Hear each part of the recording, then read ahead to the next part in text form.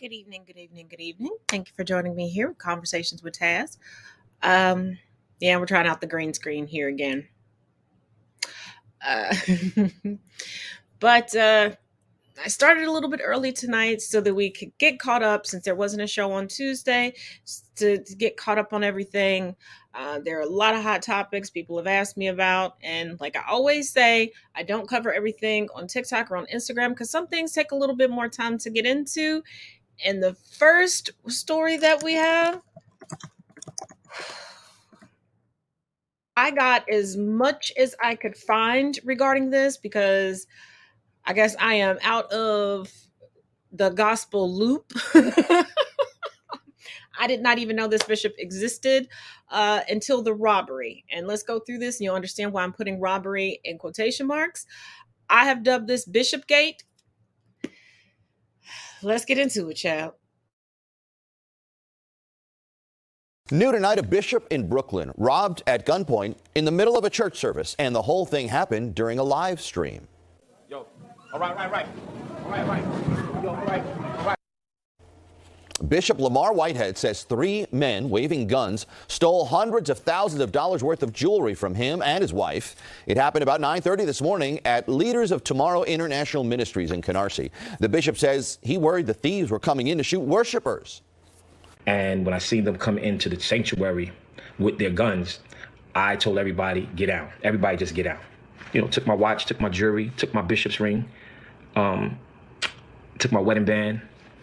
They took my bishop's cross. Police say the thieves drove away in a white Mercedes. If Bishop Whitehead looks familiar, he ran for Brooklyn Borough President last year.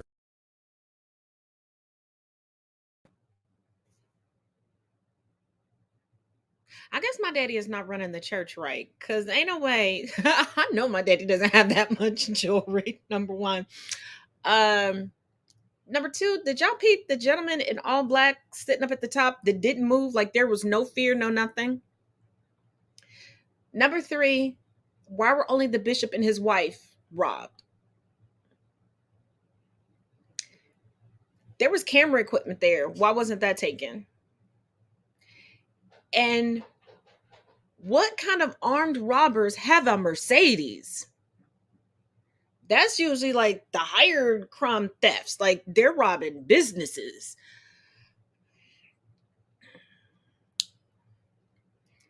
But baby, this is not a mega church. Take a look. Hold on. So this is the facility that was robbed on Sunday where the pastor and his wife have over $1 million worth of jewelry taken from them. In this, Deliverance Temple International. Listen, it'd be the names. Y'all fall for this bullshit. Okay. Somebody just answer me this. What do y'all be falling for with these pastors? What is it going to take for you all to wake the fuck up and know that these motherfuckers are shysters? They're criminals. They don't care nothing about your soul. Again, if they believed a third of what they preached about, they wouldn't do none of the shit that they do. Look at this. My brother Thais, got this picture. Baby, look at this. This shit look a wreck. And I'm not saying, now I'm down in all storefront churches because I know everyone has a start. You have to start somewhere. However, if you have a storefront church, but you're driving around in Bentleys, Escalades, all type of expensive cars, and you're wearing Gucci, and you're saying that you can do this, and you have money because you're in the real estate game, you're in Fendi, you're in all type of European designer wear that you paid. Probably that Gucci outfit that this man had on Sunday after the robbery, I guarantee you, it costs more than what this building is worth. But y'all falling for the bull. See, I can't say nothing about him because I know preachers are con artists, preachers are bullshit artists, preachers are scammers. I get it. That's their job. That's what they do. My problem is with the people falling for it. What the fuck? Are you serious? I just want my it gets worse. It gets worse. Oh, it gets it every step of the way when you think this rabbit hole, we have hit the bottom. We have not. I told y'all, I tried to find everything that I could. Let's go. Larry, you're ugly. Oh, let's talk about that. You're ugly. Let's talk about that. You're a beast. Okay? All right? You and Benjamin Franklin down there and Biggie Smalls down here, right? You're a beast. All right? You are ugly. Okay? You're ugly. Okay. You're an ugly homosexual, right? You said you're a homosexual. That's what you said. No, you I said didn't say that. You did say that. You said it. You said it. You said it. You did say it. You did say it. You didn't listen. You can say I said whatever you want to say. It don't make it true. You quoted that you took nuts in your mouth. That's what you quoted. You quoted that. That was because I was molested, nigga. No. I have not willingly taken no nigga in my mouth. But you was in prison, so how many nuts you took in your mouth? That's what I want to know. I want to know how many nuts you took in your mouth and why you couldn't keep your first wife. That's what I want to know. Bumping off of your chin, okay, on purpose, all right, and that's why you. But Larry.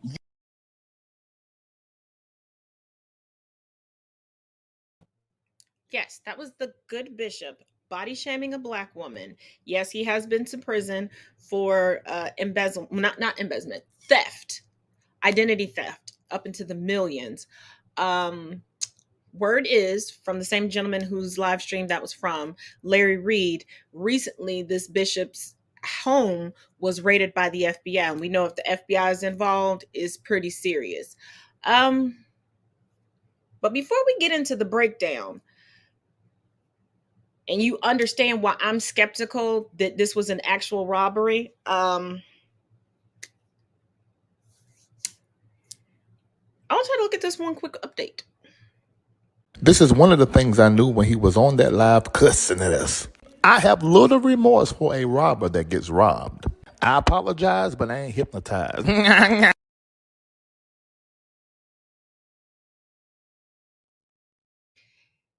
Now, anyone who's followed this show for a while, I've stated several times that at my dad's church, where I go up and do outreach for, the deacons also, they're members of the deacon board that also double as security, because it is not the best neighborhood, but it is where the church needs to be to help the community.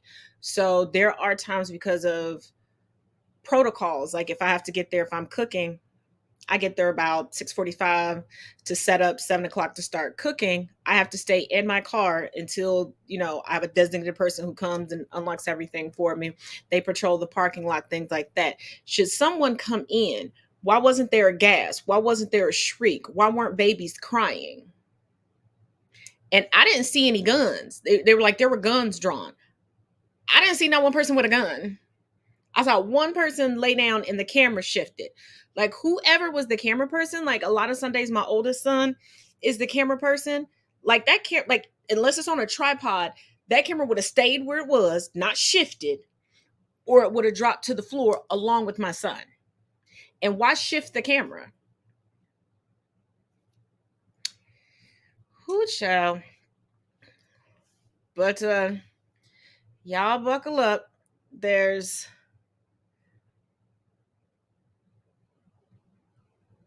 Wait a minute. I think we're missing a video. Hold on. All right, I am. So I was. Okay, wait a minute. Hold on. Looks like there is a video missing. My apologies. I thought I had them all up here.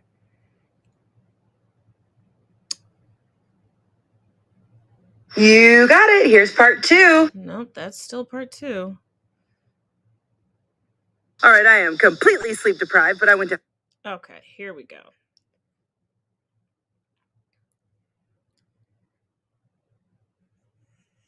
I think.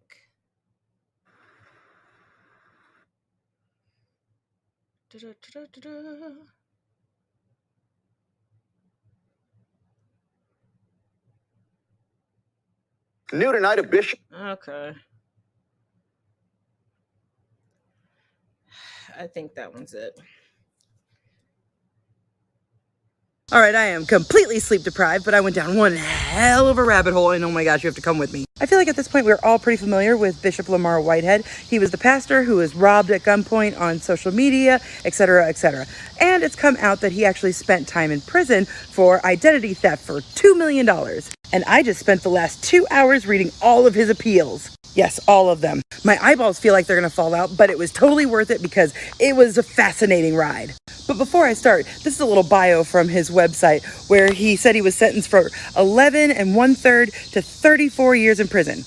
Not true, he was sentenced from 10 to 24 years. He also claims that his sentence was overturned after 6 years. Again, not true. In fact, towards the end of his sentence, he was actually sentenced to an extra 118 days. He just literally got out for good behavior. The story starts in 2005 when a woman received a call from a credit company asking about her loan application. But here's the thing, she never applied for a loan. However, someone had purchased a motorcycle in her name. 1 month later, Whitehead was actually arrested riding the motorcycle that was bought in her name. Then the detectives were able to trace back the number that was associated with the loan back to a fraudulent phone number. And it turns out there were like 10 of them with a bunch of different voicemails, etc., etc. All of them leading back to Whitehead. He even had recorded outgoing messages on these voicemails. They then were able to trace the names back to a car dealership in which his girlfriend at the time worked at. He had coerced her into giving him the password to her computer, as well as the names of all the people with good credit. Then when they arrested him again, it turns out the Land Rover that he was driving was also a car that was purchased with a fraudulent loan application. Now here's where things get a little dicey. So he had 2 homes, one in New York, one in New Jersey. In the New York one, they found some cell phones, fake IDs, documents, and at one in New Jersey, they found a laptop and some other documents and cell phones. Throughout the course of this, he had 4 different lawyers.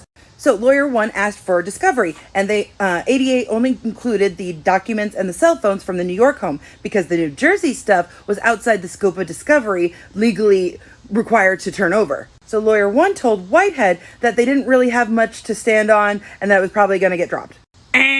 He gets indicted with 10 different counts of things. So that's when they fire lawyer number 1. In comes lawyer number 2. She also asks for discovery, and this time she actually goes and physically rummages through the discovery. Now the ADA said that they didn't have the warrant for the laptop there with them, but it was there and she can look at it whenever she wanted, but apparently she didn't. Now this laptop had all of the software that was downloaded from the car dealership. So all of the victims were on there. And it looks like I'm gonna have to do a part 2 to this.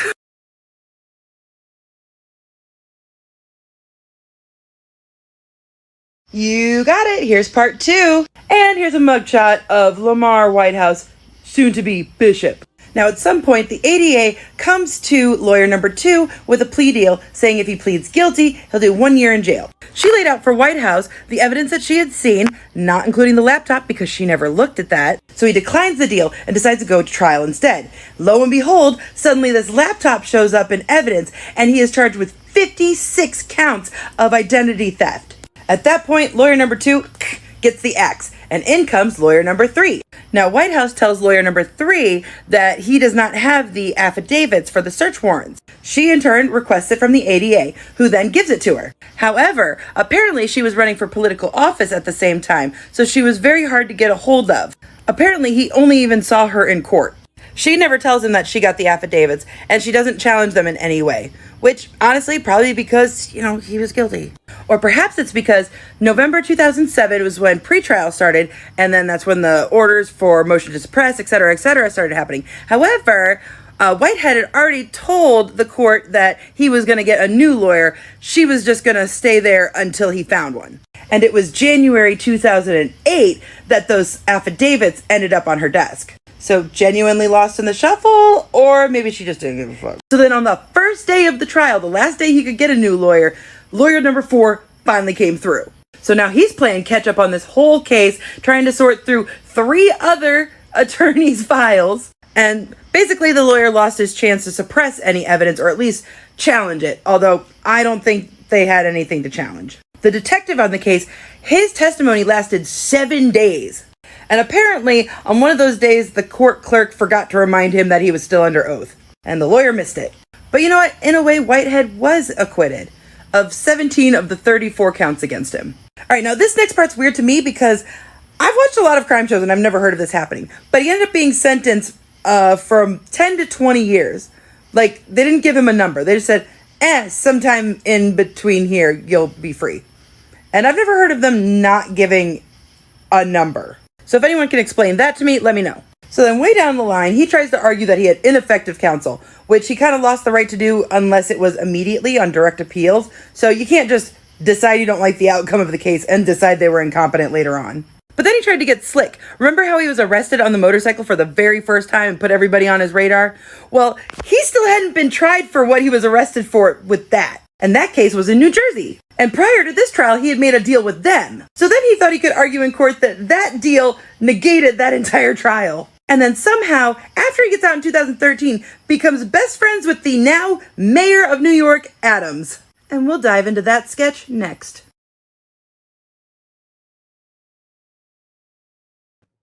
Okay, the video with the mayor, I cannot find, but here's the next part. I think it's the next part. Yep, the mayor of New York is besties with Lamar Whitehead.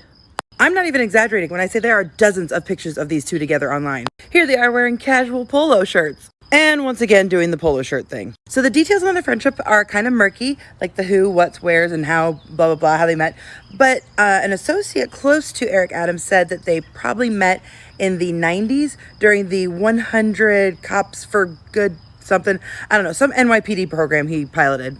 Which is kind of weird because Whitehead's father, legendary political activist Arthur Miller, was beaten to death by 16 cops. And since none of those cops were ever brought up on charges, my guess is it's a little bit of guilt. Anyhow, Whitehead had a history of using this to advantage because he would say that his youth program would shadow NYPD officers and all this stuff. It got so bad that the district attorney and the New York Police Department had to give him a cease and desist. Stop saying that we're involved with your program because we're not. Now, May of 2022 is where this gets interesting because that's when Whitehead's popularity skyrocketed. A man by the name of Andrew Abdullah shot and killed a Goldman Sachs employee on the platform of a train. This is when Whitehead called up his now elected mayor friend, Eric Adams, and said he was here on behalf of the family wanting to negotiate a surrender. He said he would bring him to the police station, but Eric Adams had to be there, which is extremely ill-advised for many reasons that I'm not going to get into now. However, while these negotiations were taking place, Abdullah was meeting with a legal aid attorney, and then that's where police intercepted him in case he was going to flee. Then, according to the lawyer, he had nothing to do with the family. Although Whitehead claims that his aunt was a member of the congregation, it has never been confirmed that she called for him for help. He did, however, show up back to the police station for Abdullah's booking solo in a white Rolls Royce dressed in Fendi, earning him the nickname the Bling Bishop. Ironically enough, a former volunteer for Eric Adams' mayoral campaign had actually sued this man in the past. He claimed that he had stolen $19,000 off of the sale of a house that he had done for him, but he dropped the suit because he was already in jail at that point. It wasn't until recently that the youth's program then evolved into the service side of the church, which is just another reason why this whole thing is just a big setup. And despite being a mortgage broker and a real estate agent, I looked up his net worth and it's about $2 million in assets. I also read reports that his income was around $85,000. So how does this man have $1 million in diamonds, a Maserati, a Bentley, a Rolls? He spent his birthday having a closed shopping trip at Versace. But I found the original unedited version of the robbery. And I'm going to play it for you in the next video because I have some thoughts. Okay, so I have all of them in order. I'm going to play the last video and pay attention to what I said before because I believe she kind of agrees with me on this. Here we go. Oh, well, let me help you out there, bestie, because here's part 4. I want to just show you a video from Instagram that gives us a layout of this place. All right, now check out the position of this camera. Notice how tall and sturdy this camera is right there? That camera's way up and it's surrounded by things, all right? Remember that. Die what you about to go through. Yo. All right. All right, now watch this camera. It moves once and then it moves twice. Just so that he is just out of frame. Like you can still see him, but you can't see the jewelry being taken off of him. All right, now we see one person going over there. Now they are going over there and they are getting stuff off of the pastor. The other guy had ran over and is reportedly like collecting stuff from the wife. Now, come back. He's gonna drop something. Yep, drop something, picks it back up, goes away. Nobody move. Now watch. This guy over here just doesn't move the entire time, which is bizarre. All right, now someone else is coming over to come, snatch the chains off of the pastor. And he's going to do this weird, fish flop move. That's apparently him, ripping the collar to get to the secret chains that weren't even visible. So how did he know that they were even there? Now watch. He's going to walk away, and I swear he's going to make eye contact with the kid over here. And I'm pretty sure this kid is... Yep, there it was. See? I'm pretty sure that's the son. Now, the third person is coming over here to, again, go through the pastor's stuff. Then he runs off. Why did all three of them have to go there? Now watch. Reportedly, they just left. And now watch how fast the pastor walks away. All right, so it's assumed that they all stand up after the robbers leave, right? And then that's when Whitehead gets up and kind of meanders after them. You saw how fast they were running. He's a brisk walk. But somehow, after that time and at that pace, he was able to get out there in time to see them changing in the backseat of a Mercedes-Benz and drive away. Oh, and also a little suspicious that they didn't grab that iPad that was sitting right there on the pulpit. And later off screen, his wife says something about another iPad. So there's 2 iPads, an expensive camera, and no other person in the congregation was hit. Nope, I ain't buying it. See what I mean? And also, who robs a place in such a noticeable vehicle? You remember the video where it showed the outside of this place? That type of vehicle is going to stand out there. But who immediately changes clothes in front of the place that they just robbed? Maybe just start driving off and start pulling stuff off. And how do you know what's underneath somebody's clothes? And once again, why is it just the pastor and his wife being robbed? Because in my experience of going to church, baby, the rest of the congregation would have been your best bet. Because some people come in there like it's a whole Fashion Week fashion show. But we still have one more video because there was an update right before I started the show. And like I said, this is the rabbit hole that keeps on giving. Here we go. So I was about to finally take a nap when this happened. Surprise! The good pastor stole one of his parishioners' life savings. According to a lawsuit filed last year, 56-year-old Pauline Anderson gave $90,000 to the pastor. She wanted to buy a home, but had bad credit, and he said that he could buy it for her. She didn't want to do this because she was living off of her life savings, but he gave her $100 a month allowance and then just was holding on to the money while he looked for the perfect home. During this time, he was running for borough president, which he lost, and he was pretty hard to get a hold of apparently. Then suddenly he stopped giving her her monthly payments, and he sent her in a text message that he was considering it a donation to his campaign. And since they didn't have a contract nor a receipt, he could do whatever he wanted with it. He was introduced to this woman after she had had a life-saving surgery, and he prayed with her. Apparently, a month after he sent that text message, he accidentally emailed her a copy of the $4.4 million property he was trying to buy. I now officially live to see this man go down. And there you have it. We know how he's sustaining his lifestyle. He's grifting his parishioners. He's grifting his congregation. Because ain't no way I would show up to a church front that looked like that and a pastor and a pastor's wife that are pulling up an expensive luxury car decked head to toe in luxury items. Where's your humility? Where's your sense of community? Why is all this money coming? Like, ain't no way. Ain't. But y'all, I guess they like it. I love it. I guess.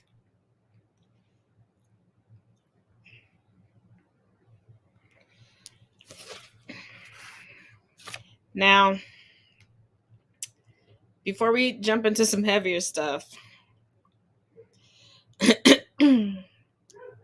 wouldn't be a show without a Trump update coming from ABC News.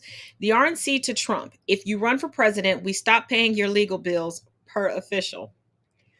Republican leaders who worry that Donald Trump could hurt their midterm chances by announcing his presidential run too soon are hoping he'll be dissuaded from doing so by the prospect of losing hundreds of thousands of dollars in legal payments, according to an RNC official. Now, if that isn't the nail in the coffin on this man is broke and his greatest accomplishment financially was becoming 45, I don't know what's going to be, because why would a billionaire need anyone to pay their legal fees? See, this is why Trump is always threatening lawsuits and never actually suing anyone, because he still hasn't paid Rudy Giuliani or the countless attorneys from his voter fraud cases that he convinced people to do. But anywho, since October 2021, the Republican National Committee has paid nearly $2 million in law firms representing Trump as a part of his defense against personal litigation and government investigations. $2 million in litigation. But an RNC official told ABC News that as soon as Trump would announce he is running for president, the payments would stop because the party has a neutral policy that prohibits it from taking sides in the presidential primary. In January, RNC chair Ronna McDaniel said the party has to stay neutral. I don't know when they've ever been neutral, but I guess, child. I'm not telling anybody to run or not to run in 2024. Yeah, you are, she added. However, she has since reaffirmed that Trump still leads the party. No, he doesn't. We see y'all turn into DeSantis. RNC officials would not comment on the record for this story. Representatives for Trump also declined to comment. I'll tell you one thing. The one thing the RNC can do is lie. You can sue Trump all you want. You're going to be just like everybody else, getting zero money. Now, if you all recall, just a few days ago, there was yet another mass shooting, this time by the hands of a woman who should not have been free. There were multiple things wrong. She had been involved in multiple pretty hefty crimes, but was deemed unable to stand trial due to her mental capacity. But they have released the shooting footage. So let's take a look.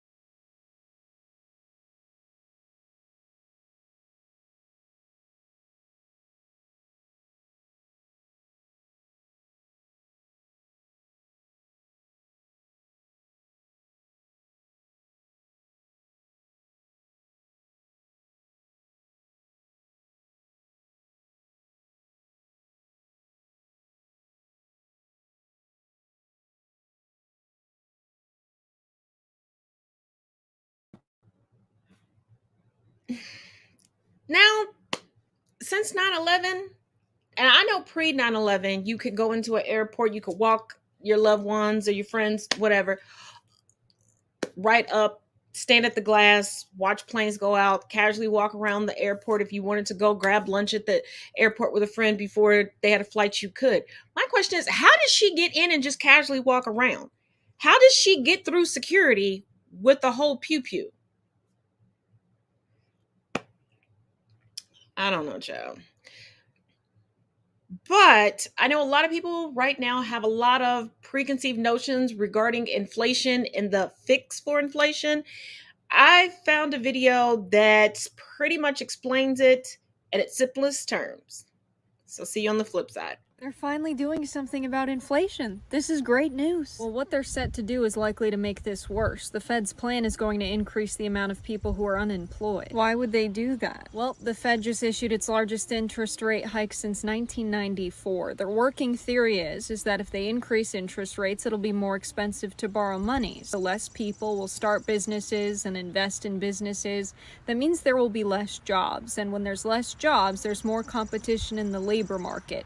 People will take jobs for lower wages. Wages will go down, people will have less money, there will be less spending into the economy, and demand will go down, and then prices will go down. Does that always work? The solution's gotta be relevant to the problem. Economists are criticizing the Fed for taking this approach because the problem is prices are high. We need a solution that will bring them back down, and this approach won't do that. So then why does the Fed think it will work? They don't. What? They don't. Jerome Powell admitted that on the floor of Congress. Chair Powell, will gas prices go down as a result of your interest rate increase? I would not think so, no. Okay. Chair Powell, will the Fed's interest rate increases bring food prices down for families? I wouldn't say so, no. So then how do we fix inflation? So keep in mind here, inflation is a measure of price changes over time. So to get these prices back down, we've got to know why they were set higher. Do we know what caused the price increases? Listen, there's a lot going on. The COVID pandemic, supply chain breakdowns, shortages from sanctions and war, all of those things can add to the cost of getting goods and services to market. But corporations are seeing record profits, which means that they set prices higher than to just account for the additional production and transportation costs. They set prices higher to make money. You know how CEOs are on Wall Street. They live quarter by quarter. If they're off by a penny in earnings, Wall Street is not forgiven. So what are the CEOs doing? They're raising prices. I see food prices going up. Promotions are down to zero. Why give away something when you don't have to give it away and you make more margin? CEOs are admitting to doing this. Why give away something when you don't have to give it away and you make more margin? So people are struggling to get by and pay their bills, and corporations just set higher prices because they can to make more money? And the Fed's response is to make more people out of a job? How is any of this legal? Exactly. Okay, cowboy. Thanks, I guess.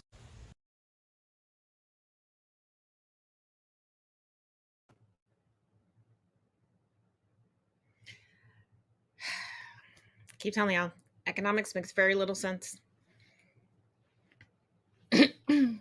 Now, from the book of one of the originators of Men with Mics or Men with Podcasts, Anthony Dream Johnson. Not sure who this misogynist and coontastic committee chairperson is. Let me show you.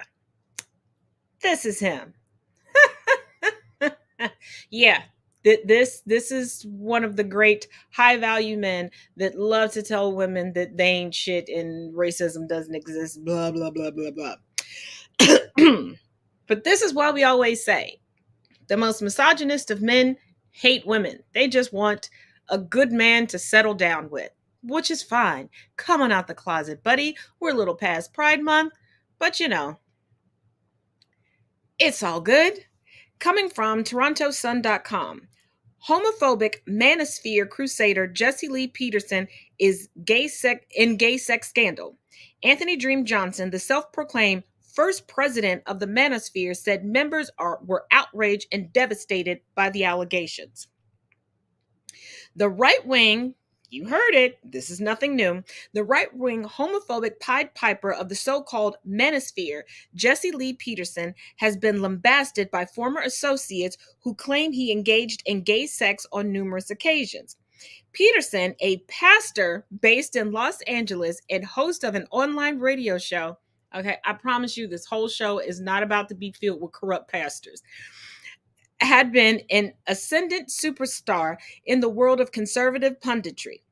But now the bloom is off the rose with the bombshell gay sex revelations first reported by the Daily Beast. Among the Bible-punching preacher's controversial views, a woman who orgasms during sex is becoming a man. He frowns on this. Don't all of these little peen, incel, He-Man, woman-hating heifers all say that? She's trying to convince us we ain't supposed to have any pleasure, but I digress.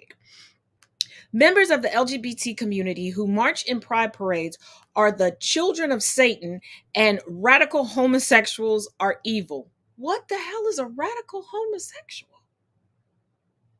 Huh? Once told a bisexual debating partner he didn't understand why she'd make her orientation public. Why should she have to hide it? Go ahead, girl, be proud. Now, 2 of his former associates and friends are claiming the preacher is a hypocrite who has engaged in numerous same-sex relationships. Others told the Daily Beast that Peterson propositioned them. There seems to be a lot of that going around. I'm very sorry to have Jesse's situation damage the conservative movement. No, you're not. And it hasn't. We know they're all the Pied Pipers of propositions in public bathrooms. Patrick Rooney, one alleged former lover, told the Daily Beast, adding they were unable to substantiate the gay sex allegations. Well, unless he was recording it or has some salacious text messages, how you gonna do that? Peterson did not respond to requests for comments. It's just the latest blow to the so-called manosphere. Another influencer in the melee was caught in a series of porn videos. Another murdered 5 people in Denver, and a British figure was busted for his role in a human trafficking ring. What kind of friend group is this? According to the Daily Beast, the allegations against Peterson kicked off in June when Church Militant, a radical right-wing Catholic website, released a nearly 30-minute investigation into Peterson's called Amazing Disgrace. 2 men claimed they had sexual contact with the preacher. Rooney claims his relationship with Peterson turned sexual in 2005. Oh, it was long-standing. How very Todd Crisley of him. Next thing you know, he's ripping his clothes off, Rooney said, adding the 2 had a 10-year sexual relationship. He eventually broke it off and confessed the affair to his wife. Okay, then. He told the Beast he doesn't have evidence of the alleged affair. Well, because people cover up affairs. And a lot of people get very good at it. Jesse Lee Peterson is a very smart person. I do not think so. I've seen way too many of his videos. Okay? That skull is filled with cement. He's a sly person. Now that, I believe that, Rooney said. He's not going to leave a lot of extraneous evidence out about what he does. Another man claimed Peterson rubbed his thighs and genitals. And another Peterson insider noted the manosphere big wheel appeared physically affectionate towards men in a way that seemed over the top. So far, Peterson has not addressed the controversy, but Anthony Dream Johnson, the self-proclaimed first president of the manosphere, says members were outraged and devastated by the allegations. I've never witnessed this level of extreme hypocrisy and fraud before in my professional career, Johnson wrote, before closing the newsletter with the message, may Jesse burn in hell.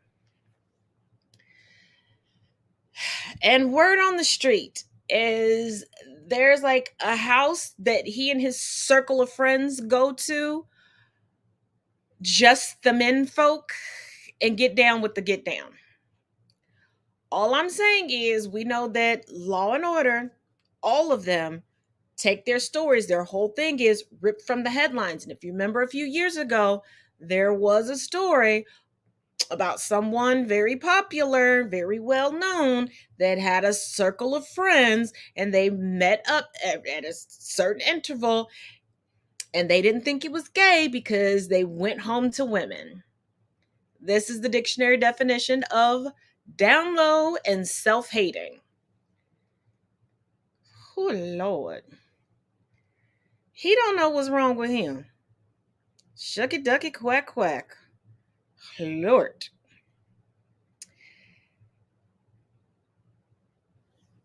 And now, hold on.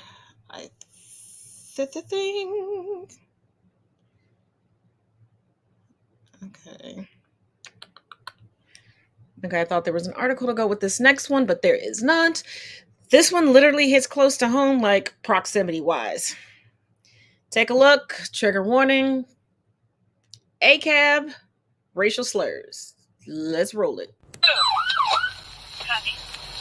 Ridiculous. This profanity-laced rant sent veteran Cincinnati police officer Rose Valentino to desk duty. On April 5th, she was pulling into the District 3 station to fill out a report when she noticed vehicles lined on the street to pick up students from school. She activated her lights and quickly became angry when they didn't move. Is she gonna just sit there? Body and dash camera video just released by CPD shows what happened next. Dumb. Oh, I hate him so much. Oh, I hate this world. After rolling up her cruiser's window, she uses the N-word. Hate him. Valentino Valentino told investigators a black student gave her the finger, which led to her outburst. She was one of 4 officers profiled by WNWT and featured in a nationally televised reality show in 2011, Police Women of Cincinnati. Never a dull moment. You go into every situation as if it's the first time, you've dealt with that sort of thing. In Valentino's most recent performance review, dated after the rant, she was complimented as a hard worker who uses good judgment. A supervisor recommended she study for the promotion exam. In January 2019, this official reprimand says Valentino showed body cam footage from a homicide at the Glenway Pony Keg to family members while having dinner at the casino. In March 2020, she was arrested off duty. Her sister and brother-in-law accused her of pushing and hitting them with a closed fist and using an umbrella to repeatedly strike a vehicle. She pled guilty to disorderly conduct, a misdemeanor, and was ordered to attend an anger management assessment. 2 years later, she admitted she did not have control of her emotions here. I hate it. Valentino told internal investigations, "This is a hard job, and I was getting to a point where I was really being affected by it. I have been on for 14 years. Lady, go to hell. Ain't nobody trying to hear your sob story and piss poor apology. What's so concerning is how come we had to only go to black media outlets to hear how you pulled a gun on a black realtor? Didn't share that part. Been on the city's radar for an issue involving race. In November 2018, she was one of 3 police officers involved in a lawsuit where Jerry Isham, a realtor, was showing a home to Anthony Edwards. Both are black. Court docs show she escalated the situation by aiming her gun at the 2 men and then putting them in handcuffs. The city settled the case for $151,000.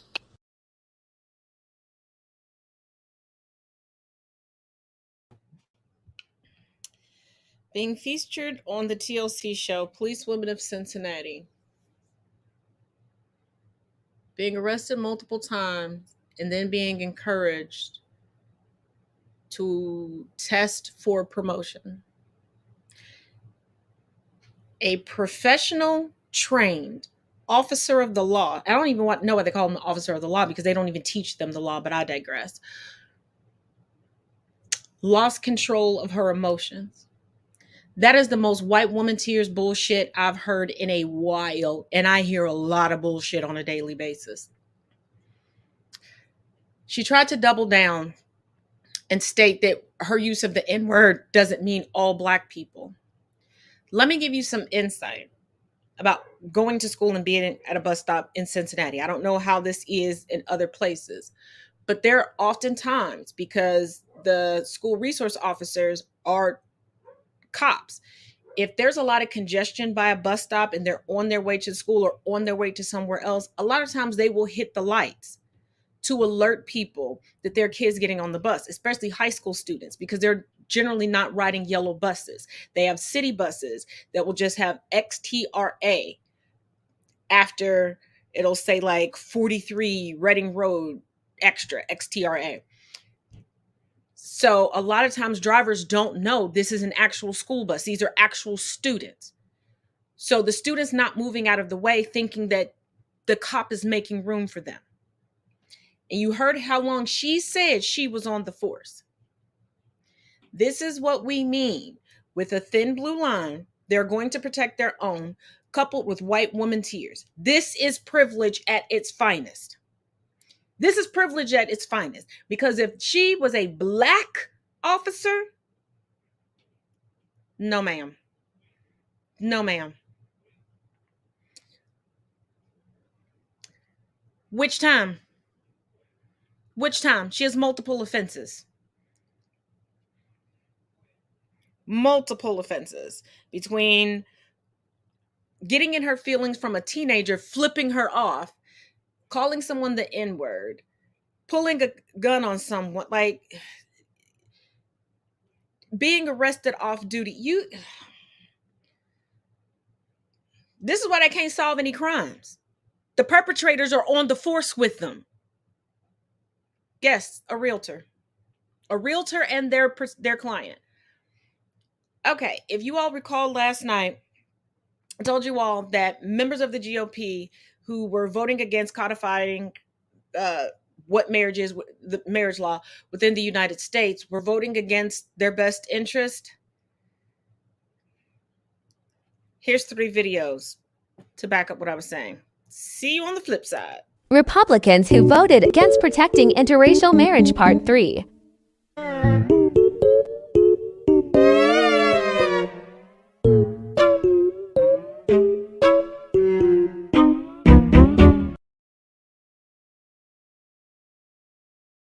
Republicans who voted against protecting interracial marriage.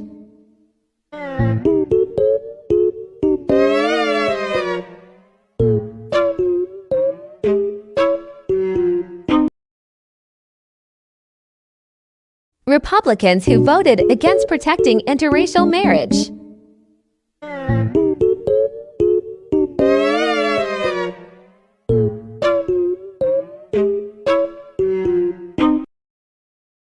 Republicans who voted against protecting interracial marriage.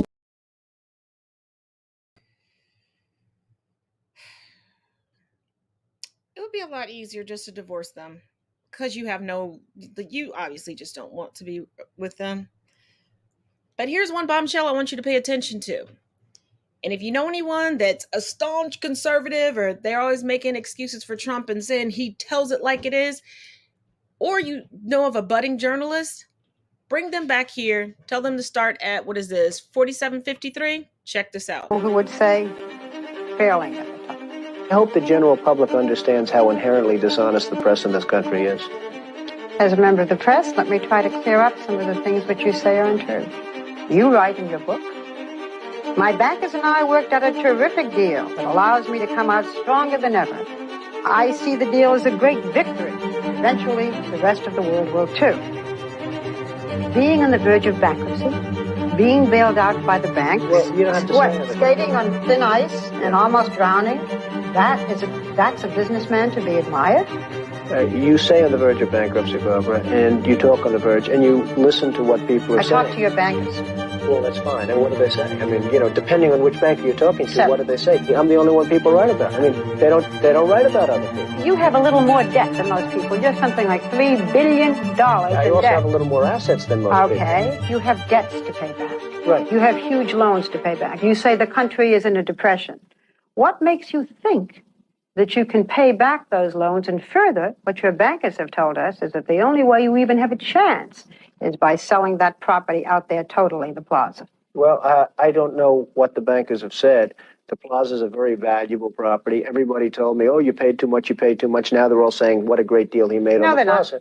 You yourself said that you saw your children maybe once a week. You're having a lot of difficulties with your 12-year-old son, Donnie. You haven't talked to him since May. Do you believe in fidelity in marriage? Yes, absolutely, I do. In the current issue of Vanity Fair, the author Marie Brenner says that you read from Hitler's collected speeches, My New Order, and that these are speeches that you seem to admire. What's your reaction? Do you have this book? A friend of mine sent me a book. A man who I think is Jewish, although I...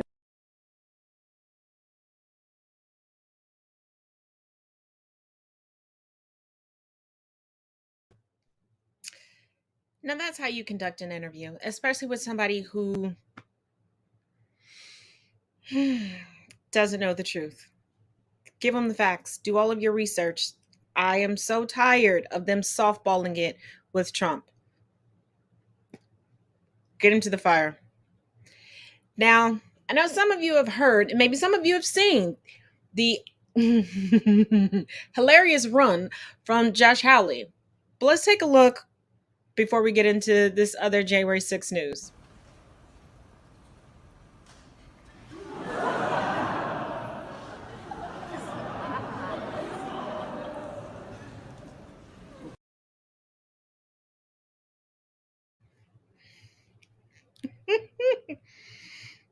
Coming from the Associated Press, January 6th, Trump spurned aides' pleas to call off Capitol mob.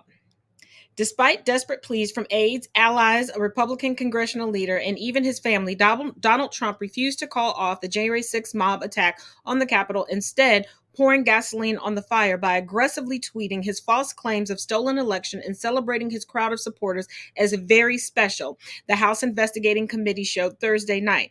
The next day, he declared anew, I don't want to say the election is over. That was in a previously unaired outtake of an address to the nation he was to give, shown at the primetime hearing of the committee.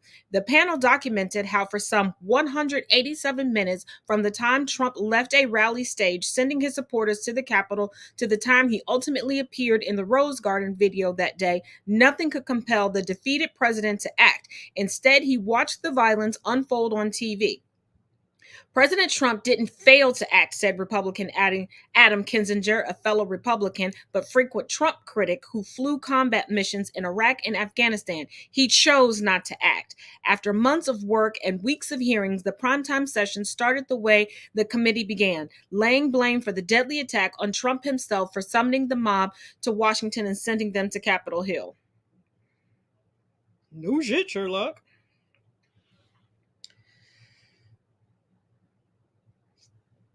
Now, from more recent of the offerings of men with podcast, I guarantee you have seen this gentleman's face somewhere on some social media platform. I generally do not engage him. I do not stitch nor duet any of his videos. I don't bring his videos onto my platform because something just seemed off about everything. And yet again, I was right. Take note, pass the word. Andrew Tate is becoming the most famous person on social media because he's running an MLM. Let me explain. His primary source of income is Hustlers University, his online course. Anybody who buys into Hustlers University is given the opportunity to become an affiliate for the course. As an affiliate, you make 50% of anybody else you refer to the program. So Tate is at the top. People below paid full price. They make 50% from the people they refer. They make 50% from the people they refer. You see what I'm saying? And the course is all about making money online. And one of the primary methods that they teach is cutting up clips of Tate to use across social media to drive traffic as an affiliate marketer to the course. So through doing this, Tate has created an army of people who are pushing his content because they're financially motivated to do so. And this is exactly why Andrew Tate is a walking meme. He knows when he says crazy, polarizing things like don't trust someone unless they drink sparkling water. Bubbles, don't ever talk to them again. The bubbles? You scared of bubbles, you little bitch? That will make for amazing clips that get millions of impressions and leads to millions of dollars for his course. Now you know why you see this guy literally everywhere and why he has an army of supporters. They're getting paid to do this. Hustlers University is like the male equivalent of all the girls who always slide into other DMs being like, hey girl, I did a thing. Andrew Tate version is like, hey king, you should do a thing. That's like the difference. Girls get roasted when they join MLMs. This is literally an online MLM.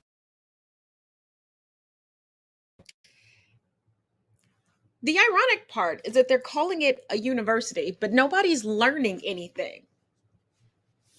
They're literally paying this man to be his ultimate marketing team. And what's sad is, yet again, you have a grifter who does not even believe and obviously doesn't practice what they're preaching, what they're teaching, and is highly dangerous for all women and female presenting non-binary individuals, because there are people, there are whole incels that truly believe what these misogynists are pushing forward, and they're gonna go straight forward. And as promised, I told you all, everybody that's saying Roe from Roe v. Wade changed her mind and her heart and her soul about her stance on abortion, take a look at this. I'll be back. Did they use you as a trophy? Of course. I was the big fish.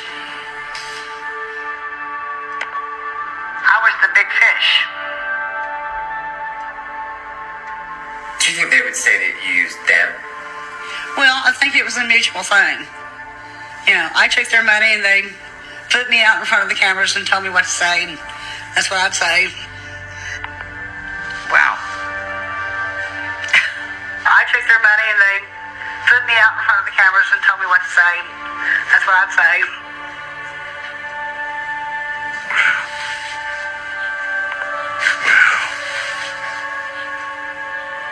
Give me an example of what you'd say. We've gathered here today to pay homage to the children that are being aborted in this abortuary We're doing this because abortion is wrong.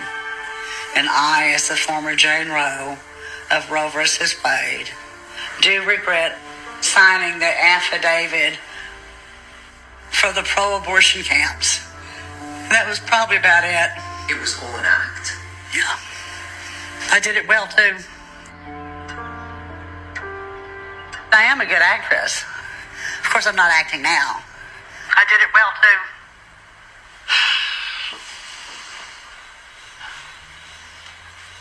That really hurts because Jakes. It's big stakes. It's just really big stakes. I had never heard her say anything like this. Never. But I knew what we were doing. And there were times I was sure she knew. And I wondered, is she playing us? What I didn't have the guts to say was, because I know damn well we're playing her. What we did with Norma was highly unethical. The jig is up.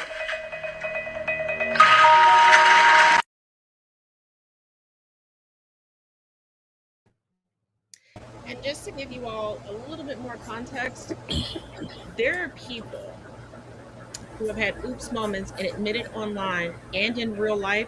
You know how there's some anti-abortion activists that act as if abortion is, the easiest, quickest form of birth control, and that women are really out here, where anyone with a uterus is out here getting abortions as their birth control. That's because Norma, aka Jane Roe, gave birth a few times because they didn't grant her an abortion. She didn't raise any of those children. I think she had 3 of them, right? All girls. And they looked at her story as, oh, she was originally pro-abortion because this was her birth control. It wasn't. And you also have to realize a lot of times, most of the people who watch this show, birth control wasn't talked about. It wasn't taught about. It wasn't readily available.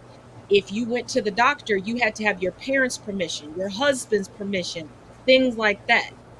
There were women who were popping out babies that didn't want to because they were trying to ask their doctors for birth control, and the doctors were literally telling them, well, let me check with your husband. And birth control does more than prevent you from giving birth. But the chickens have come home to roost.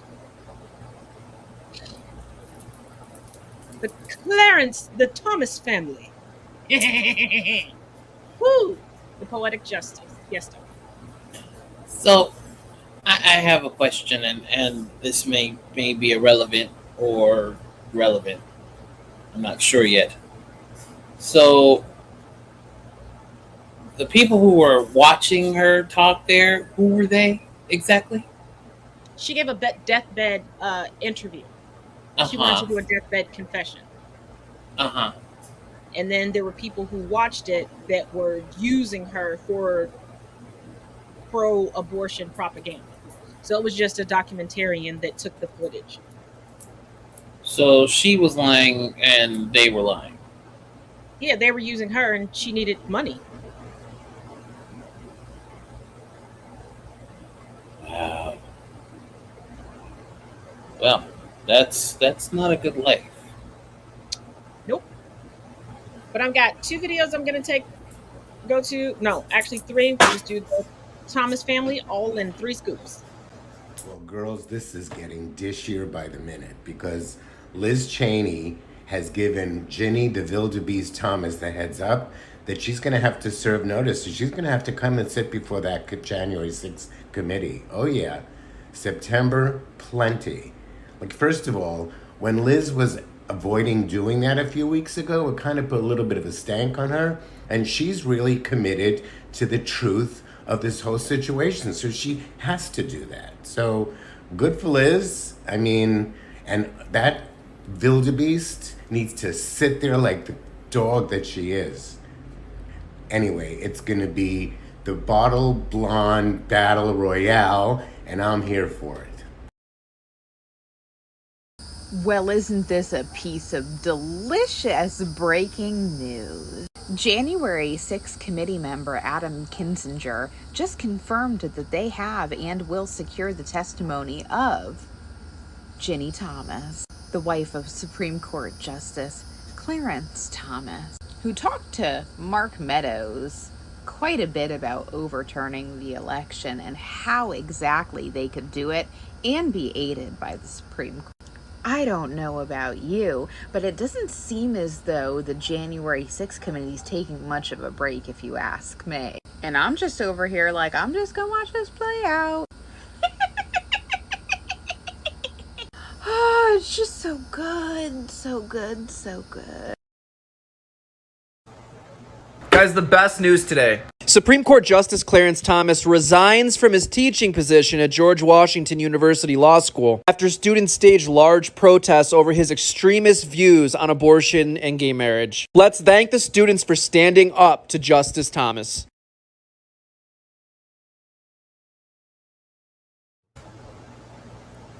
Point of order. See, I got so excited when he said resigned, and then when he said what it was for, I was like, oh, got my hopes up for no reason.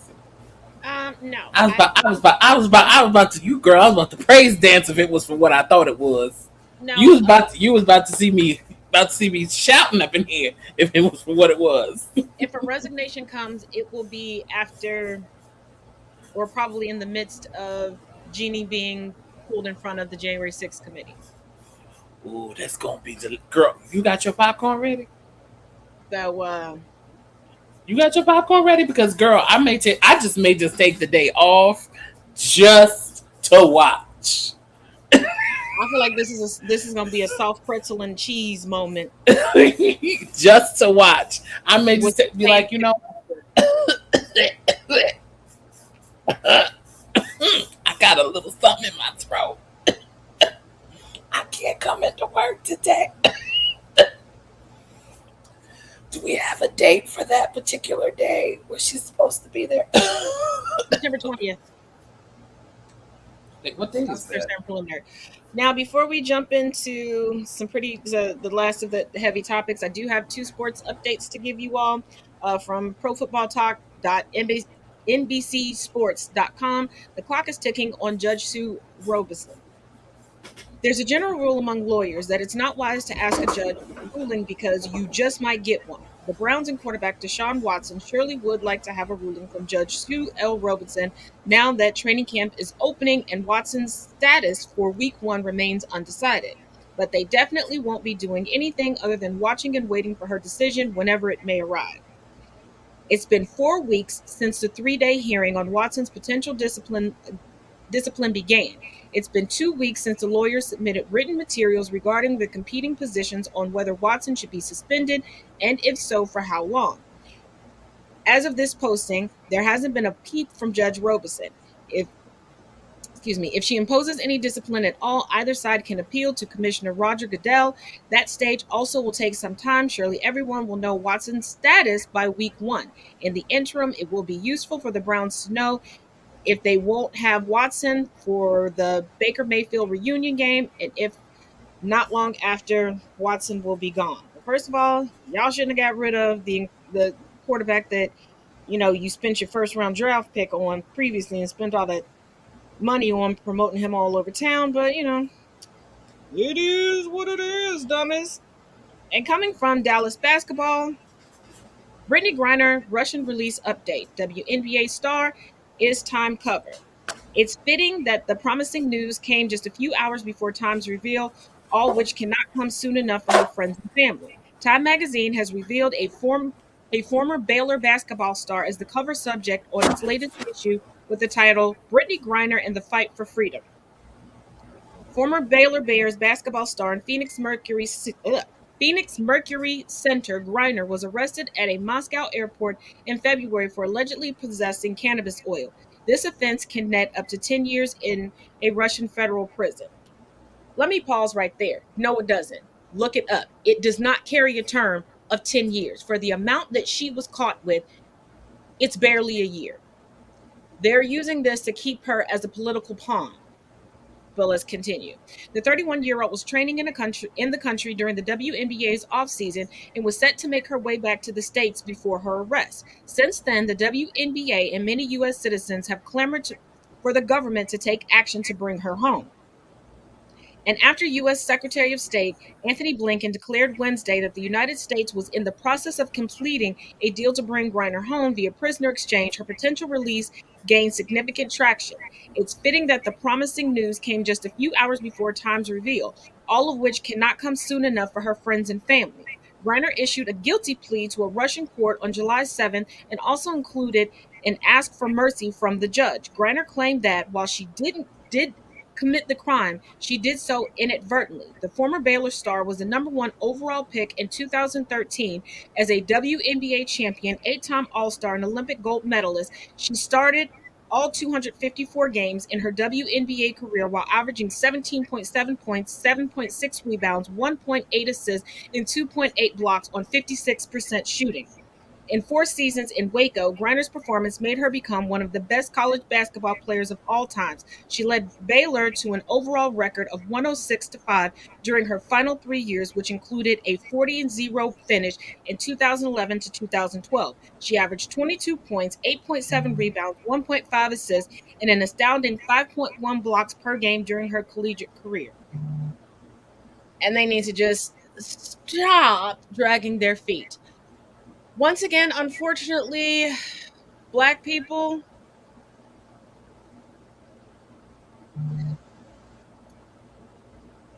it is still hunting season for racists. Take a look. Nah, this is not an old headline from the anti-black mass shooting that happened in May of 2022 in Buffalo, New York. This is a headline from July 22nd, 2022. This white man, Joey David George, who's 37 years old, is being charged with threatening to kill all of the black people at a Tops Market in Buffalo, New York. This man called to see how many black people were there and then asked if he would make the news if he killed all of the black people there, including women, children, and babies. He also said he had an assault rifle in which he could pick people off from the parking lot. And then he said if there was no one at that store, he'd go to another store to do the same thing. He then called back the next day ranting about a race war and blaming things on Democrats. He's been doing this since last year, y'all. Maryland, Connecticut, Cali. And he's just getting arrested. We must protect ourselves and we need an anti-black hate crime law. What do you think?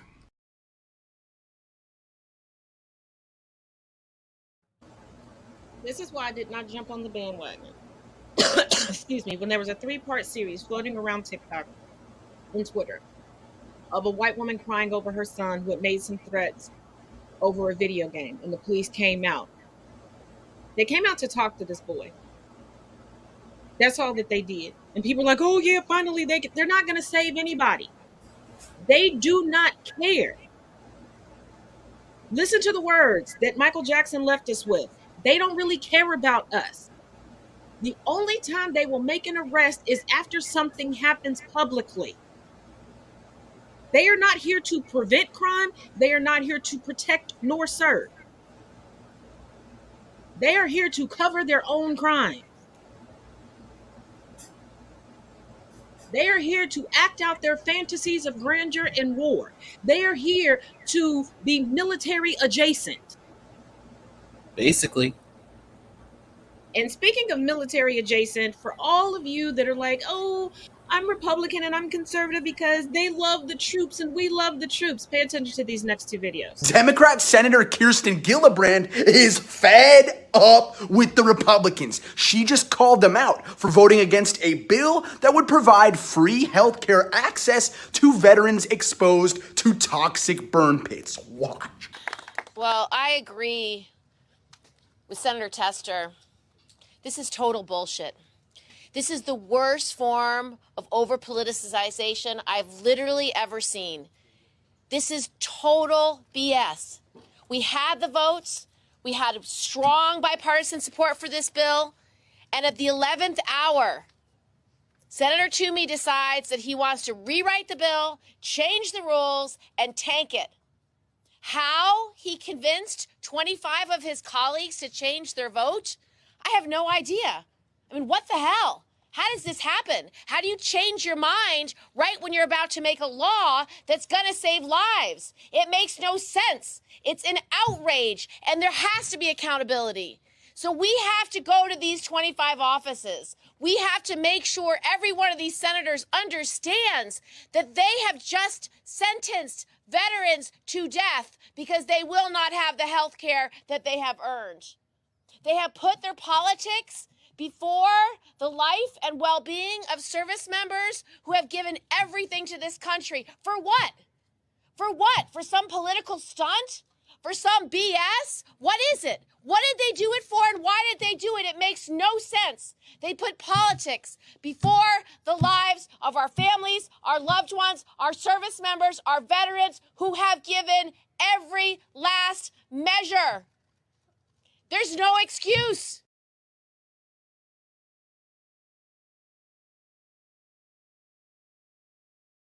They don't give a shit about veterans. Remember when this guy took a knee to protest police brutality and Republicans screamed at every opportunity that he was disrespecting the military? Well, those same hypocrites voted to block a bill that would offer veterans health care, especially those that are exposed to toxins during their service. Republicans are just masters at lip service. That is all they are. They claim to be pro-life, but then when that life is born, they'll abandon it and vote against every act that would help assist that life, and then they claim to be pro-military, but literally block a bill that would help assist veterans who are suffering from toxins after fighting the wars that Republicans voted to send them to, and just abandon them when they come home. So if you vote for this party after understanding all of that, then what I think is you're either an idiot, willfully ignorant, or, which is most likely the truth, you just don't care.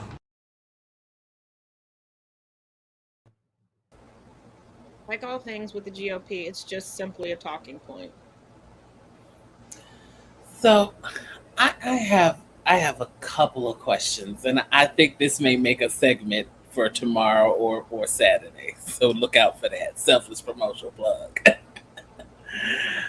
But I'm asking, and I think I did one where I was speaking about voting or something to that effect with Republicans when I was addressing some people. And I said, you're going to sit there, let these people talk to you, point to other things that are wrong, say that these are the things that you need to be focused on, but you're not looking at what they're telling you. You're looking at what they're telling you to look at, not what you're supposed to be looking at. Because if you're going to see that they're blocking any health care for veterans who have risked their lives, lost limbs, eyesight, hearing, their peace of mind. The mental illness throughout the veterans is utterly shameful. And the fact that our veterans have risked everything and have come home for the most part less than what they came back as is utterly shameful, that you would sit there and block a bill that would help them so that they can be members of society, as they say. Or let's even go a little bit further. Let's dive in. You're saying that prisons are supposed to be reform places for people. They're not. In case you didn't know, in case you didn't get the memo, they're workhouses disguised as prisons. They're literally slave factories. And because most of the states in here are losing people because most people ain't committing crimes anymore. They're trying to keep out of jail. They ain't got nobody to do the work. So now they're trying to invent laws to basically arrest people for being homeless. Like I had a choice. Like I have a choice to be homeless. That was my choice. I made that decision to say, you know what, Lord? I want to be homeless. Let's be homeless today. Why not? It's a good ride. Because I think that was I think Arizona is one of them who's trying to do that. I was just like, why would you do that? Because Arizona's economy is about to collapse because they have empty beds in their prison. Ta-da! I've said it before. The United States cannot survive. The United States built its capitalism off of slavery. It does not know how to survive. It has not tried to learn how to survive without free labor. That is the basis of capitalism within the United States. Free labor. Why do you think so many CEOs, CFOs, and COOs were ecstatic when the pandemic hit? They could take their crews down to a skeleton crew or below and increase their profits. How do you think the average American was struggling to survive, but executives were getting major bonuses and raises while they were getting bailouts and loans? What did they need loans for? And then they were like, oh, there's a supply chain issue because you're leaving things at the border. You're leaving things in crates. You're leaving things at the ports on purpose. You allowed Greg Abbott to stop importation from Mexico to check each truck coming through. You increase prices just because. Because tell me why the price of chicken wings went up, but no other part of the chicken. If there's a chicken shortage, why didn't all parts of the chicken increase? I'll give you another example. I order from this deli, I'll say a good maybe 4 or 3 times a week. Now, their egg sandwiches, which are double egg, mind you, have normally been $3.99. Guess what they were this week? $4.99. And I was just like, when did that happen? Because I was just like, last I checked, it was $3.99. What did the price of eggs go up? Oh, and then delivery prices have gone up. And before you go, it's not because of gas. First of all, white people got behind this whole Ukrainian war as if that was the only war going on in the world. And now Russia is being a bratty younger sibling. It's like, well, guess what, Europe? We're only going to send you a quarter of what we send you in gas. Okay, guess what? I'll go get a car and plug that bitch up. Shut the hell up. But places that I could walk to, because let's face it, y'all need to pay attention to, especially these delivery apps. There are delivery people who are walking your order to you. Or biking. They're not fueling up. So, because it may be raining or I may be in the midst of work and I know I need to eat because there's medication I have to take throughout the day just to be alive. And I'm like, okay, I'll order something. Delivery prices have gone from one place, the delivery fee was 99 cents. It is now $4.99. That's not including the rest of the fees. They are taking advantage. And last week, the driver messed up. They gave me the receipt from the store. I swiftly contacted the delivery service and I was like, I need a refund. Because they were like, oh, well, we get the prices from the store. No, you don't. Because I literally took this receipt and compared it to the prices you quoted. And before the pandemic, you were already busted out for putting people on this app that didn't even know their businesses were on the app. And you were just making up prices for stuff. But let's move on, because although Steve Bannon is recently convicted and waiting for his sentencing hearing, more and more is coming out, and this man don't know how to just sit down and shut the hell up. But y'all, sit back and get comfortable, because this one's a doozy. Holy shit, guys. Buckle up. I don't even know where to fucking begin with this one, but Mother Jones just blew Steve Bannon out of the water. In a very explosive recording of Steve Bannon's own words, they detail on how they used a smear campaign of Hunter Biden to try and hurt Joe Biden during the 2020 presidential run. Watch this clip. He was very close to winning outright then and shutting down Trump. That the hard drive from hell stopped his momentum.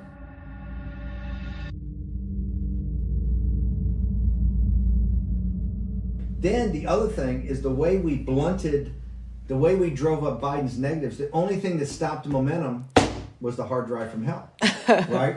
And two parts of that were Luda's editorial creativity over the pictures, and really the CCP involvement. That's what shocked the American people. Sleepy Joe, he never drove up Biden's negatives. It was only when we got the hard drive, we got it to you, that in the post. Yeah. If you look at here's where the Bidens fucked up.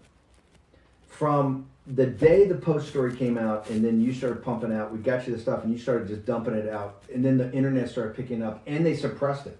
Remember, the best thing that happened to us was Twitter and Facebook suppressing it, because then everybody wants to see it. Remember, we hammered this guy every day for 10 days with the worst pictures in the world, drug addict, taking money from CCP, from Chinese spies. No response. Nothing. And the negatives just keep going up, because people are sitting there going, I didn't know that about Joe Biden, but Joe Biden, not one person came out and said those pictures are not true, right? Nobody came out and said anything you're saying is not true. Even the wildest allegations, when Trump got COVID and when Trump had that first debate, within that 1 week period, Biden could have put him away. The campaign would have been over. Biden would have won with 500 electoral votes. But they didn't do it, and we were able to stop it. So now, I'm not saying Trump's going to win, but we have a fighting chance.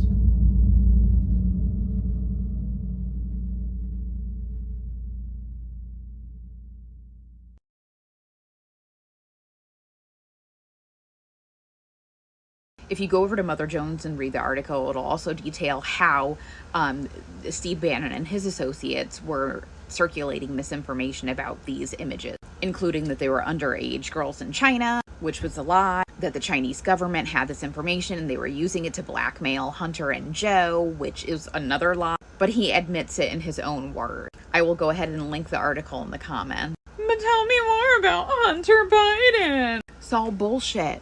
It's all bullshit.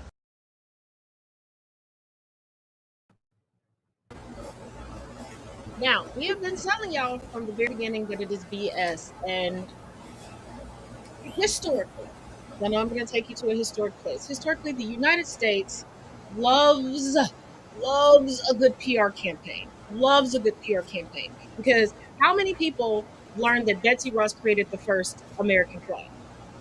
She didn't. It was a propaganda piece because she had a nephew who was in PR.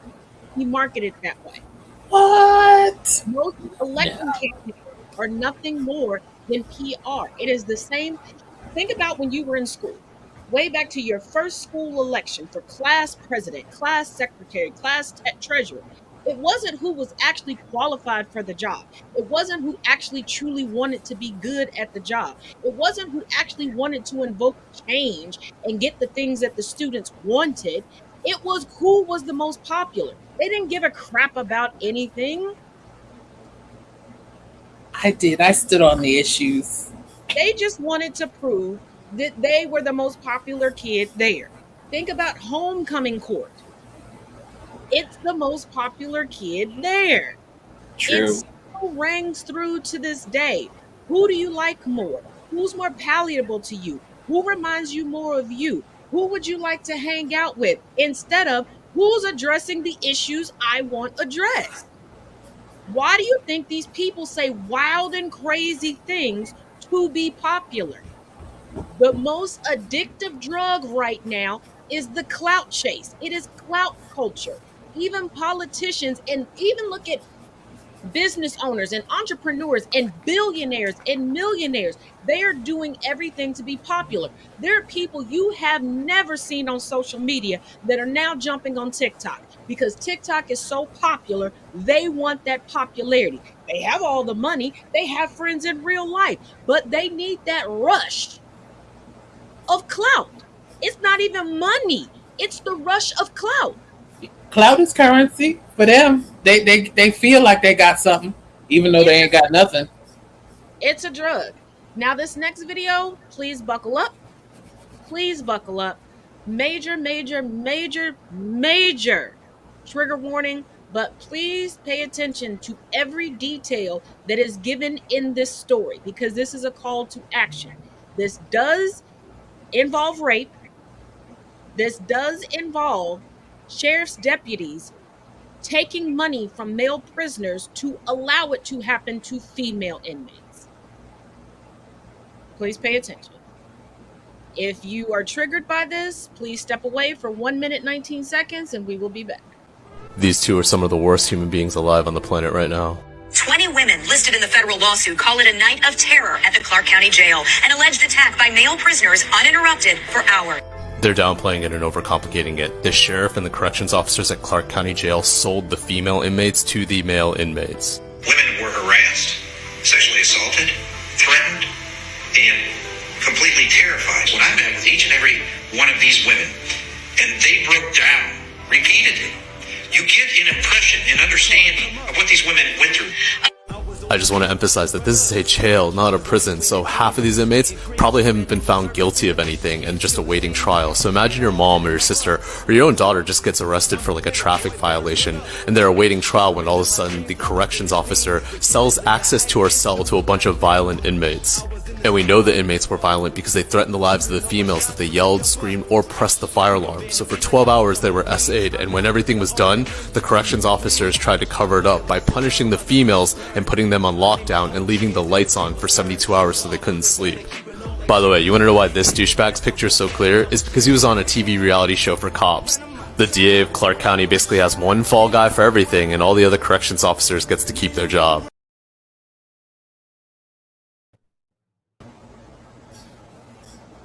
So, certain men that are using the excuse, whether it's the overturning of Roe v. Wade, child support, feminism, womanism, that say that it's so easy to be a woman, trade places with one another, especially in this situation. Trade places with one another. Because just like in this situation, guess who was punished? And do you think any of those male assailants care? No, because their mindset is, I'm already in jail. And guess what the judge will think? They're already in jail, time served, they'll be out. Go ahead, D-Mac. So, I have a question for men, and I need y'all to stand up and answer this. And people who are in this or watching this, please share, especially, and tell them to come around to this section. Whatever time stamp is, I can't really see on here. But you say you guys sitting here, and especially the conservative ones sitting here, you know, we got to protect families, we got to protect women. Then where is your collective outrage for the women who are raped in prisons? Where your collective outrage for what happened to these women in the county jail who were just waiting for a trial or whatever? Where is your collective outrage? Because, see, at this particular moment, had it been my daughter, baby, I would have burned that thing to the ground with everyone in it. With everyone in it. I would have gotten the girls out, would say, hey, I got a door open over here, just go over there. And I would have literally burned it down to the ground. I would have nailed the other door shut. As soon as the girls got out, nailed the door shut. And now what? I don't even care. But I'm just like, y'all don't even think that the terror that these women went through for 12 hours, not an hour, not 15 minutes, not 30 seconds, 12 hours. And then to add on top of that, to have the lights on for 72 hours so you couldn't even feel yourself go to sleep. And the fear that they must have been feeling, thinking that it may happen again. Where is your outrage? Because had it been your daughter, what would you have done? What would you have done? I know what I would have done. I know. I already know. And see, because I know my temperament and I know how I'm gonna act out, baby, they don't have nothing that could hold me at that point. But also, let's look at it from this perspective. You don't want universal health care. This is a jail. I can guarantee you they didn't pass out contraceptives. So, should this result in a pregnancy, they don't have the option for abortion. Should this result in internal damage, how are these women going to pay for that? Should this result in an STI, how are they going to get treatment or the medication for it? This is how people end up homeless. And there are STIs that will literally drive you insane. There are STIs that, left untreated, will cause other internal issues that will lead to your death. And simply just getting tested. That ain't How are nothing. these women going to do this? Because they didn't say anything about these women being released. So what happens when these women are finally able to have a moment of actual intimacy with someone and they accidentally, unwillingly pass something on? Then they can be prosecuted. This is a forever cycle. See, people look at that one moment. That one moment in time, they don't look at all the other ramifications that go on, because these women will need extensive therapy. Who's going to pay for it? Some of those women will probably need medication to go along with that extensive therapy. Who's going to pay for it?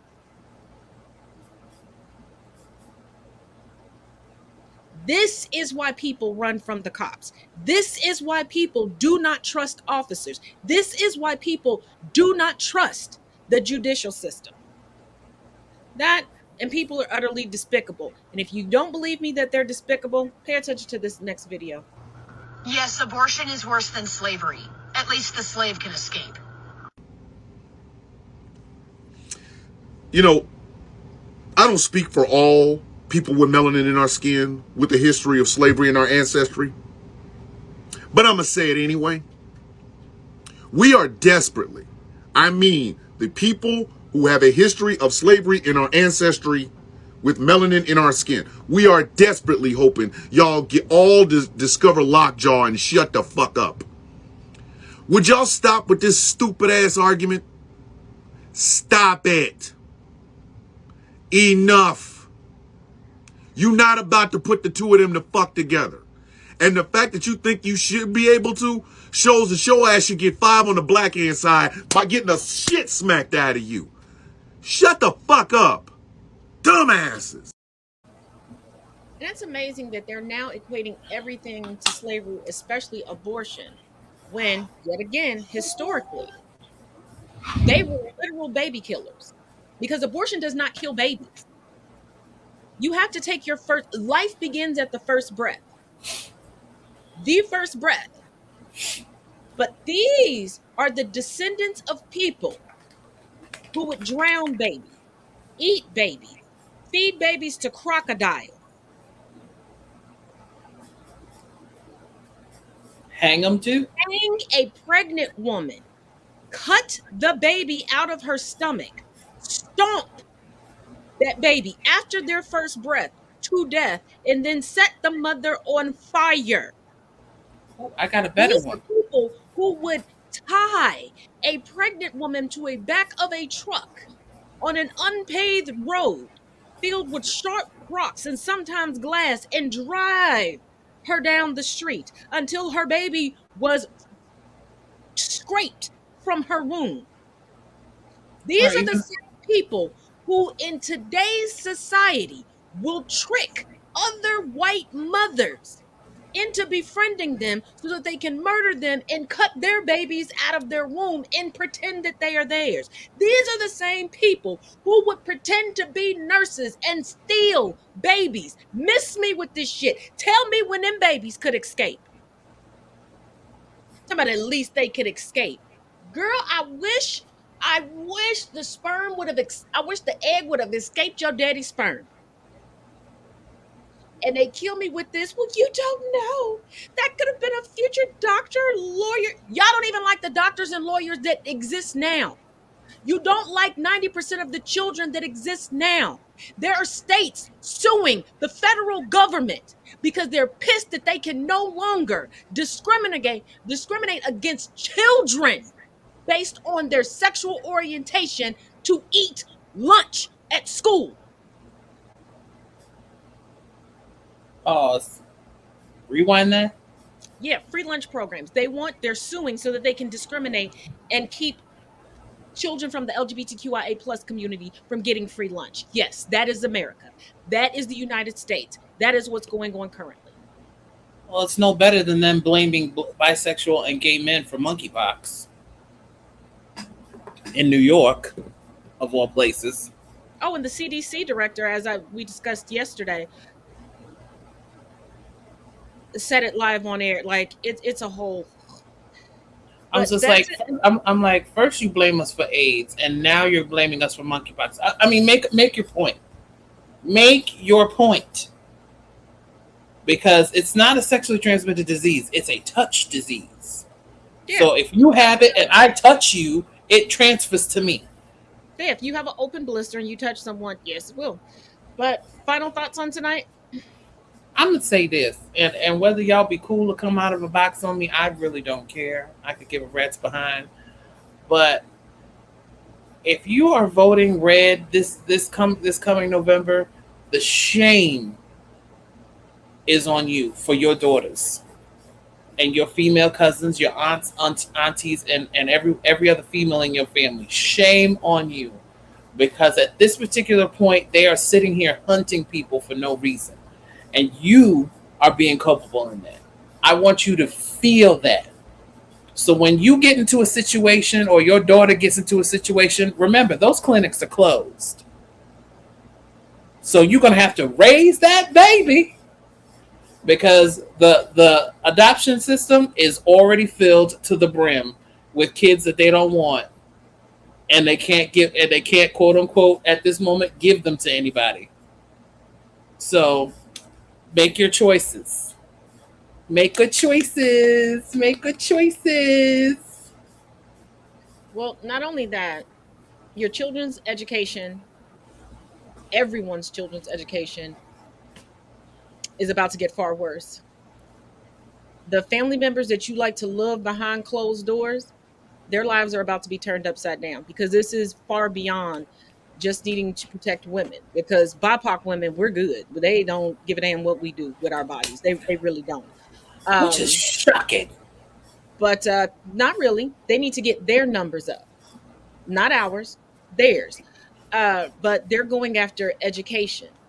They're going after healthcare again. They're going after interracial marriages. So all of you white passing BIPOC individuals that think you're going to be safe, think about the information that is collected on your marriage certificate, dear hearts, because that's what they're going to use. And they're going to cross-reference that with census information and birth certificates. You're not going to be able to hide. It is going to be bad. They will start using, mark my words, if they pass the legislation that they want to pass, they are going to, once again, for the second time in history, they are going to massively weaponize the Mann Act. So if you think, oh, well, this state outlawed this, I'll just pack up my spouse and go across state lines, they can come pick you up. Mann Act is considered sex trafficking. And they use that for interracial relationships, especially if you're in an interracial relationship with a white person, especially if that white person is a woman. They're going to say that you were endangering her life and her honor. So, Mr. Clarence Thomas, you might want to think again about that. Just saying your wife is white. Just saying. Just throwing that out there. Oh, so, and the Republicans whose wives are white. We already went through that earlier in the show. You might want to just pack that up. Just saying. Yeah, we went through that earlier and showed the videos on them. But the thing about it is, United States, you refuse to learn your true history. Hence, we keep repeating it. So when people are like, I can't believe I'm this years old, it's 2022 and this is happening, I can. You refuse to learn the history. So you're going to keep repeating it, and you're going to keep thinking that these ideas you have are fresh and new. They're not. They didn't work before. They're not going to work now. Why do you think that you have so many boomers that went from being proud of their mothers and fathers fighting against fascism that are now fighting against Antifa, making them the fascists that their parents were maimed, lost lives, lost family members, lost friends for? But as always, each one teach one, each one reach one. I'll see y'all tomorrow.